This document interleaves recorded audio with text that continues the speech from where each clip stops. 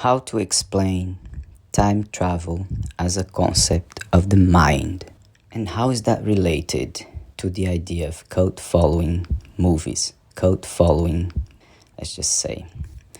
So let's just start with this I've mentioned before, cultural celebrations like Christmas and birthdays.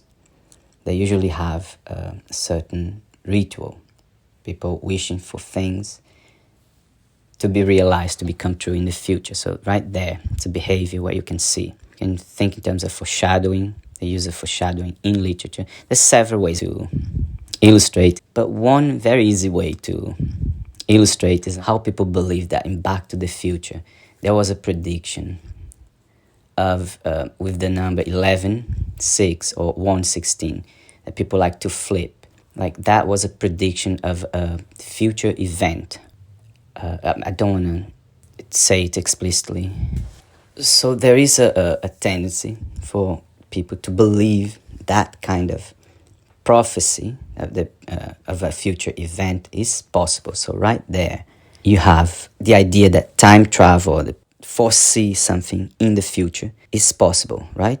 Within the human behavior, with the idea of believing that in movie, these numbers, they were a prediction of the future. So with this movie that you can see in the background, Sunset Boulevard, they have a similar scene, very similar to Back to the Future, where the guy is running away from his pursuers, and he finds a way out of that to hide himself. And then even the movie, they highlight the plate number, right? Because these images that are recurring in movies, that's one of our hypotheses, these images that are recurring, they coincide, and it's not so difficult to see. And the fact that Back to the Future and Sunset Boulevard has very similar action, and the number appear. At the end of the drive was a lovely sight indeed. A great big empty garage, just standing there going to waste. If ever there was a place to stash away a limping car with a hot license number. The number appear associated to that action seems more in the design, right? More a question of design. However, I can understand that expectation that in movies, in art, you will find certain prophecies. And we come to the next point, which is why people are inclined to believe. There's several ways of explaining, right? And in movies, there's several ways of depicting, including the underlying narratives where an actual time travel doesn't exist. It's just underlying there in the way it happens. So why people seem to be inclined to believe in that?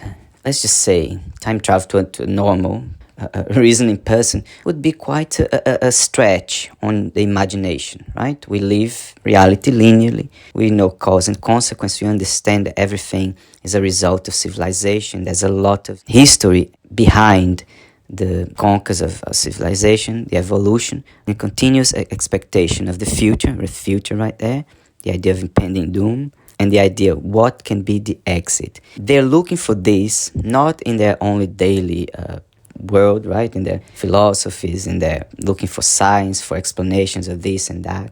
But people are also looking for that kind of explanation in art, in representations of reality, in representations of human experience. And when they watch a movie and they see a coincidence, they will not see that as an expression of an art form. They will most likely to see themselves represented in things that they believe that is around these ideas of impending doom, exit, anything that gives them anything that would feel, oh, so I know why the world is that chaotic. If they can find any explanation, be it like a time travel, because again, I'm not saying it's far-fetched. It's far-fetched for the common person who thinks within the limits of what we believe it's normal. But the people who are looking for more explanation, for more what is behind what we see usually, anything that points out to who you can blame or what is the cause of this chaos that you might see, anything that will tap into those fears and into those ideas, they will captivate a certain audience. And that's how a cult following is formed.